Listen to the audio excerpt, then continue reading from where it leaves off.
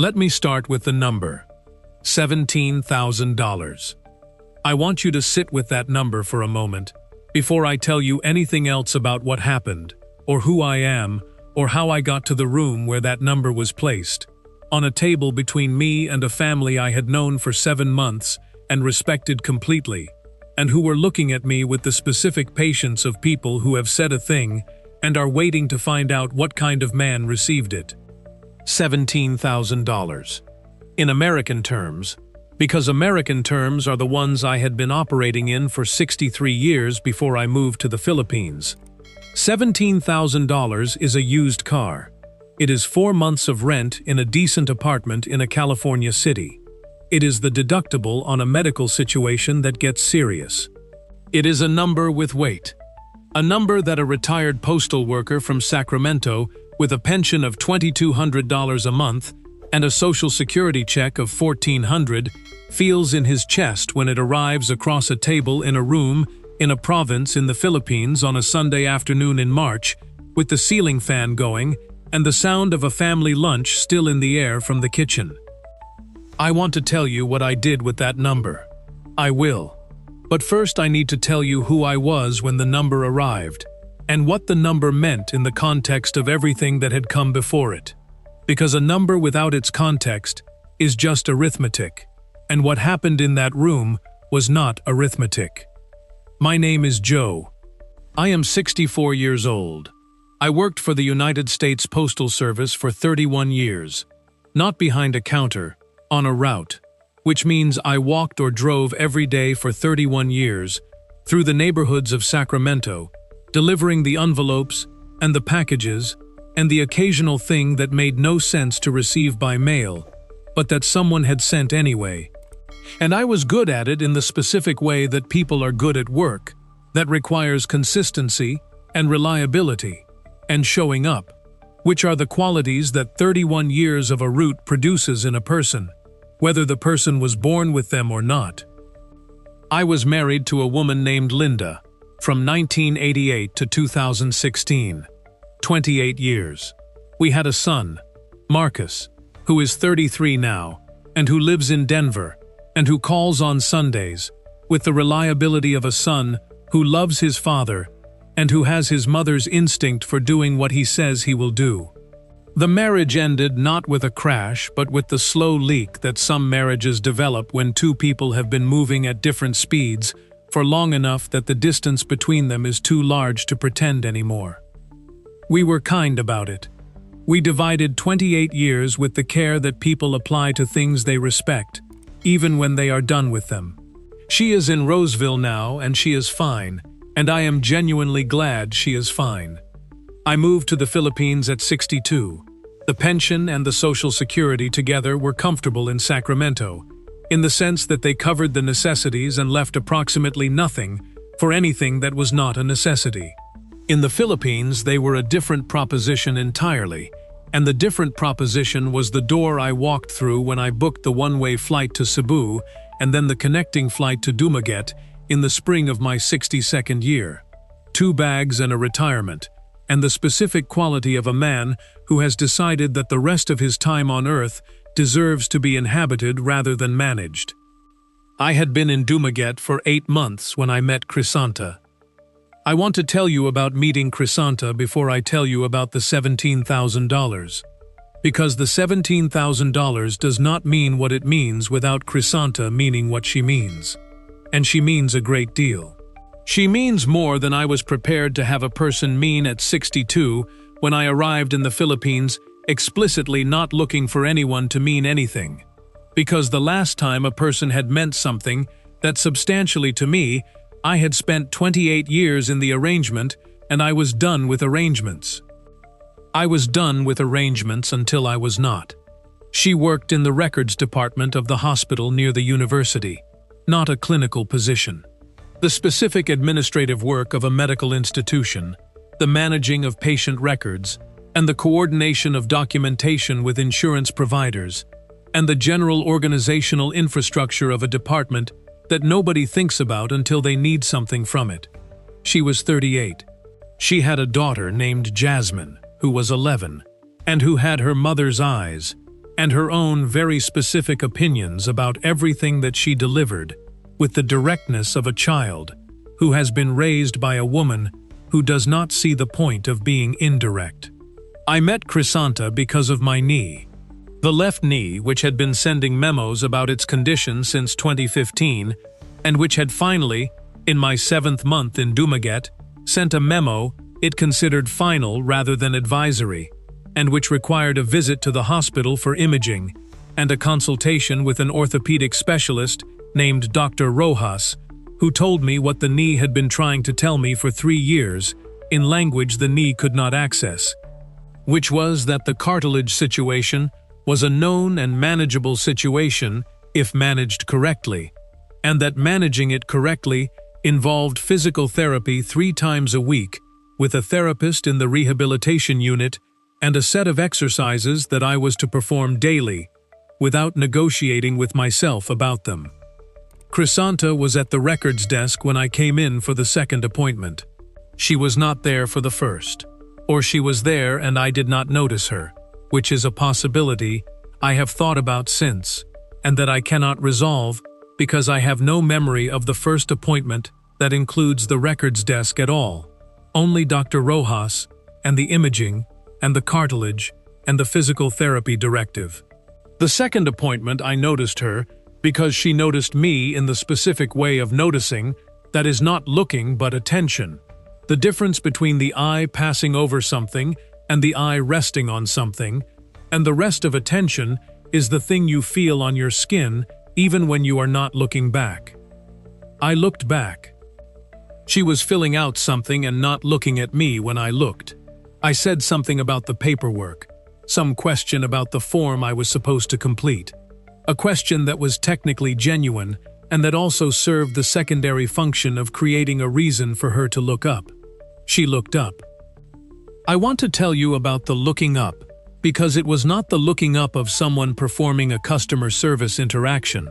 It was the looking up of someone who has been paying attention to something and who, when required to look up, brings the attention with them rather than setting it aside. She looked up, and she looked at me, and I had the specific experience of being seen by someone who was actually looking, which is rarer than it sounds, and which I had not had from a stranger in longer than I wanted to calculate.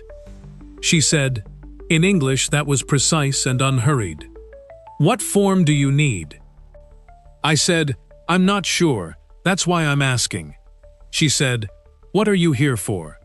I said, "Knee, physical therapy, 3rd appointment." She said, "Then you need the PT continuation form. 3rd column, 2nd shelf." She looked at the shelf behind her and produced the form with the efficiency of someone who knows exactly where everything is and considers the knowing of it a professional baseline rather than an achievement. She put it on the counter. She looked at me. She said, "You walk carefully." I said, "The knee." She said, "Yes. But also you walk like someone who is being careful not to impose." She looked back at whatever she had been filling out. Most people do not walk that way. I stood at the counter for a moment holding the PT continuation form. Then I said, "Is that a good thing?" She said, without looking up, "I haven't decided yet." I filled out the form at the small table near the window. I brought it back. She processed it. She did not look up when I said thank you. I went to physical therapy. I came back the following week for the 4th appointment, and she was at the desk, and she looked up when I came in and said, 3rd column, 2nd shelf, before I had a chance to ask. And I said, "I know where it is now." And she said, "Then why are you standing at the counter?" And I said, "Because the form isn't the reason I'm standing at the counter." And she looked at me for a moment, and then she said, "The form is on the counter. Take the form and come back when you have something specific to say." I took the form. I thought about what specific thing I had to say for 4 days. On the 5th day, I came back to the hospital on a day I did not have a PT appointment. I stood at the counter and I said, "I would like to take you to dinner." That is the specific thing. She looked at me. Then she said, "I get off at 5:30. That was the beginning. I want to tell you about the months that followed, in the honest way that this story requires. Not the version where it was all evenings on the boulevard, and the chemistry was obvious and the path was clear. The version where two adults with histories and habits, and the accumulated weight of lives that had not always gone cleanly, found each other interesting enough to keep showing up, in spite of all the reasons that showing up was complicated. The complications were real, and I want to name them. I was 62, and she was 38. That is a 24-year difference. I am not going to perform the discomfort that gap is supposed to require, and I am also not going to pretend the gap was invisible or uncomplicated. It was visible and it was complicated, and Crisanta addressed it directly in the third week, which is what she did with things that required addressing, which was everything. She had a constitutional aversion to leaving things unaddressed that I found at first startling, and then necessary, and then one of the things I most valued about her. She said, "You are 62. I said, "Yes." She said, "I am 38. I said, "Yes." She said, "In my family this will be discussed." I said, "What will they say?" She said, "Many things.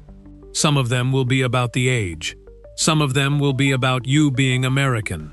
Some of them will be about whether you are serious, or whether you are someone who is in the Philippines looking for something easy, and calls it a relationship until it stops being convenient." She looked at me with the directness that was her primary characteristic. "Are you serious?" I said, "I don't know yet. I know I am interested. I know I keep coming back to the counter when I don't have an appointment. I know that the conversations we have are the best conversations I have had in longer than I can remember. Whether that adds up to serious is a question I want to answer honestly rather than quickly." She looked at me for a moment. Then she said, "That is a serious answer." I said, "Then maybe I am serious." She said, "Maybe is enough for now." Jasmine entered the picture in the second month. This was Crisanta's decision, and she made it with the deliberateness she brought to all decisions, which was to think it through completely before acting, and then to act without hesitation once the thinking was done. She had decided that if I was going to be in her life with any continuity, then I was going to encounter Jasmine, because Jasmine was her life, and the continuity included Jasmine, or it was not actually continuity. She told me this plainly on a Sunday, and I said I understood, and she said, "We will have lunch on Saturday, and Jasmine will be there." And I said, "Okay," and she said, "Jasmine has opinions." I said, "About what?" She said, "About everything. She is 11. She was not wrong about Jasmine having opinions. Jasmine at 11 was a person who had formed views on a wide range of subjects, and who communicated those views with the efficiency of someone who sees no reason to wait until you have finished talking to tell you what she thinks about what you are saying. She looked at me across the lunch table with the evaluative gaze of a child who has been raised by a direct woman and who has inherited the directness with compound interest. And she said, "You are very old." I said, "I am 62. She said, "That is very old." I said, "It is fairly old." She said, "My Lolo is 65, and he cannot run anymore." I said, "My knee is a problem, so I cannot run either." She said, "Then you and Lolo are the same." I said, "In that specific way, yes." She appeared to find this acceptable.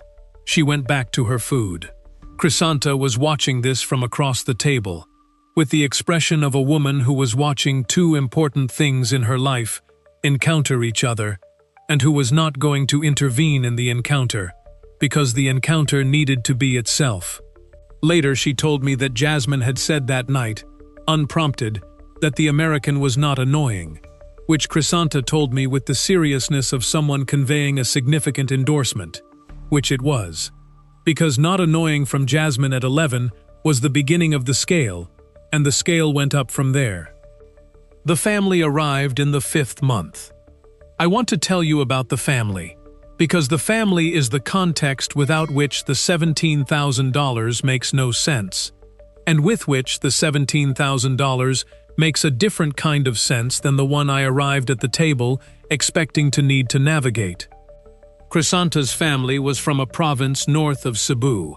Her parents, Tatay Ernesto and Nanay Gloria, had been married for 41 years and had 4 children, Crisanta being the second, and had the specific quality of a couple who have been in the same house for 40 years and who have developed, through proximity and practice, and the accumulated evidence of 4 decades of choosing each other, a wordless coordination that looks from the outside like synchrony, and that is actually just the long result of paying attention to another person for long enough that you know what they need before they say it. Tatay Ernesto was 66. He had been a fisherman for 20 years, and then a supplier of equipment to fishing operations for another 20, which meant he had spent 40 years in close relationship with the sea, and with the specific economic realities of people whose livelihoods depended on it. He was not large, but he had the presence of someone whose life had required a physical confidence that had settled into his body permanently, the way physical confidence settles when it has been earned rather than performed. He looked at me when Crisanta brought me to meet them for the first time with the assessment of a man who had been assessing the quality of things his entire working life, and who applied that assessment to everything, including the American his daughter had brought home. The assessment took approximately 45 seconds. Then he said, in Cebuano that Crisanta translated, "He has working hands." I said, through Crisanta, that I had worked for 31 years delivering mail on a route, and that working hands were what the work produced. He said something else. Crisanta translated, he says, "Mail carriers in America are government workers. Government workers have pension." I said I did. He nodded. The nod of someone who has received a piece of relevant information and has filed it. Nanay Gloria was 63. She was the person in the family who controlled the temperature of every room she was in without appearing to control anything. She moved through situations with the ease of someone who understood the dynamics of the situations before she entered them and who had decided, in advance, how they would resolve and whose decision had been right often enough that the deciding had become reliable.